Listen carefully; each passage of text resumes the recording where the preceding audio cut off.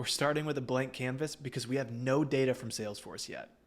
Let's set up the API. Hit Control M, show system definition, additional links, and bam.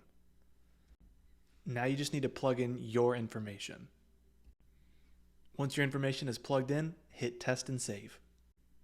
Now we went ahead and skipped the loading phase, but once you hit that button, you'll be brought to this screen. Now we'll choose what collection and what data fields we want to bring in from Salesforce.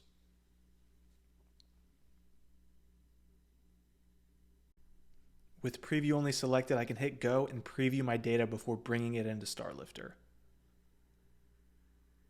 Looks like quantity is empty, so we can remove that.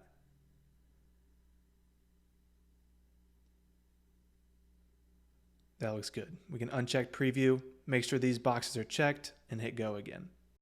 Now we're going to skip the loading phase again, but once it loads, this is what your data will look like.